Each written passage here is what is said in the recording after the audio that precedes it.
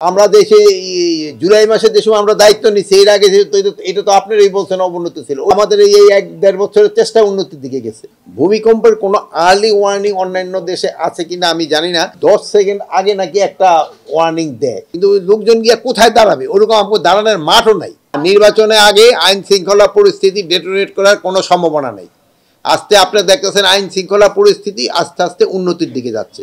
কিন্তু একটা জিনিস হলো যে নির্বাচন যতই ঘনে আসবে সেই সময় ধরেন যে বিভিন্ন পার্টির ভিতরে মানে ধরেন প্রসেশন এগুলি সংখ্যা বেড়ে যাবে। তারপরে ধরেন সভা সমিতি এগুলির সংখ্যা অনেক বেড়ে যাবে। যেহেতু নির্বাচনে দেখবেন যে প্রতিটা কনস্টিটিউয়েন্সিতে 3-4টা করে সভা হবে, এইগুলির সংখ্যা অনেক বেড়ে যাবে। আমরা দেশে জুলাই মাসে যে সময় আমরা দায়িত্ব নিচ্ছি এর আগে এটা তো আপনারাই বলছেন অবনতি ছিল, ওর থেকে তো উন্নতি গেছে। এই আমাদের এই 1-1.5 বছরের চেষ্টা উন্নতির দিকে গেছে। ভূমিকম্পের কোনো আর্লি ওয়ার্নিং অন্যান্য দেশে আছে কিনা আমি জানি না, বাট আমাদের দেশে ওইরকম কোনো আর্লি ওয়ার্নিং দিতে পারে না।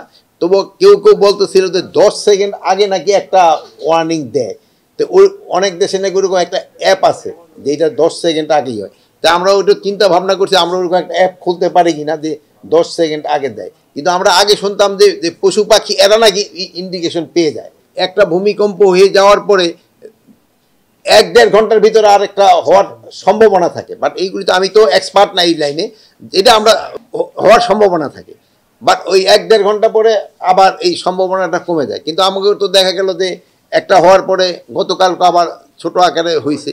তো এইগুলি তো আমরা এক্সপার্ট না, এগুলি আমরা নেক্সট বারে ওই হয়তো আবহাওয়া যারা আছে এই ব্যাপারে এক্সপার্ট তাদের সাথে কথা বলবো। আরেকটা দেশ হলো আমাদের সবাই যেসব বাড়ি ঘর তৈরি করি এগুলির সময় আমাদের একটু দেখতে হবে ওই যে বিল্ডিং কোডটা যেন মেনে চলা হয়।